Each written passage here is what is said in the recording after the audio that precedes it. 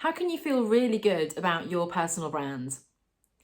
Well, the first way to feel good about your brand is to intentionally craft it, not just let it evolve willy-nilly with no involvement on your part and have it be completely out of your control and just have other people say whatever they want to say and in no way even have the awareness of what they're saying or influencing that narrative. So the best way to start is to start thinking about it, tapping into understanding who you are, what's important to you, what you want your personal brand to be, and to begin to shift what is already out there in that direction where you want it to be instead. So taking control is already going to help you to feel better.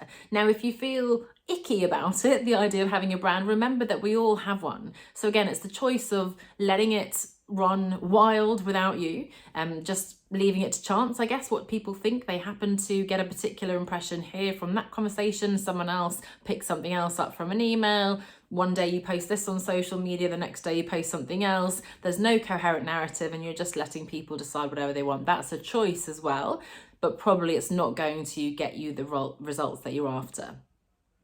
You'll also feel much better about your personal brand if you recognize that this is who you are, this is what's important, this is how you want to show up, and make that choice to be true to yourself. Now, I've talked about how personal is too personal, and that is a very personal choice.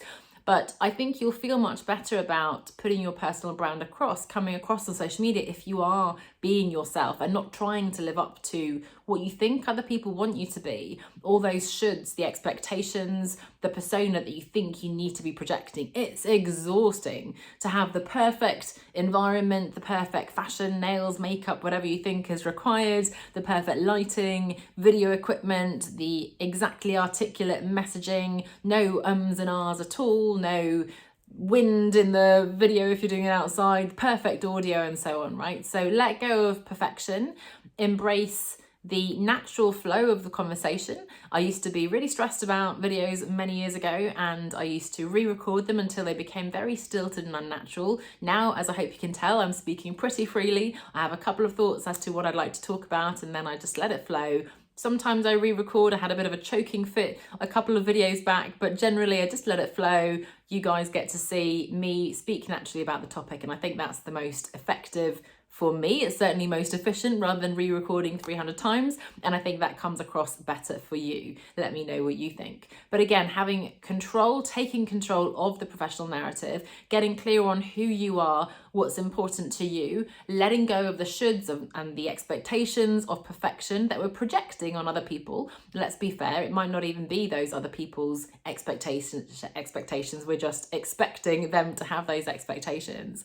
And then you will find that you build your confidence as you start voicing your thoughts, sharing your perspective, building on your own credibility, the strengths you have, your unique skills and perspectives and experiences. And by the way, when you share your own stories, again, remember it's up to you how vulnerable and honest you get. When you share your stories, it's very difficult for someone else to disagree because this is my experience. I had this experience, I felt this, I did this, this is what I observed. Somebody else can't then come and say you're wrong. No, I'm sorry, this is my real lived experience. This is me and this is what I'm putting out there. So that's the unique benefit of building a personal brand, in that you are by definition unique and credible and authentic because you are being yourself. You are putting out those stories. You are leveraging your expertise, your skills, your strengths, your personality. So hopefully that helps you a little bit around feeling better. If you're feeling a bit icky or uncomfortable, really try to go back to getting that clarity on who you are. If you have the confidence of being able to come out with that elevator pitch, and we'll be talking about that on an upcoming podcast episode. If you know who you are, you feel confident, then those shoulds, the other people's expectations and so on tend to sort of just drift away. Shut out that noise and focus on what's important to you, why you're building this personal brand, why you're doing what you're doing, and then how you can best bring that to life and connect with your audience, remembering that there will be some people who don't agree and some people who do have negative thoughts or opinions, and that's okay. In fact, it's probably a good thing if some people fall by the wayside. That means that you're getting closer to the people who really love you, respect you, and ultimately want to hire you or work with you. So if you'd like help with crafting your personal brand, getting clear on what it is, how you're going to build it online, offline, get in touch. You can send me a message directly or you can book a call at onestepoutside.com/call.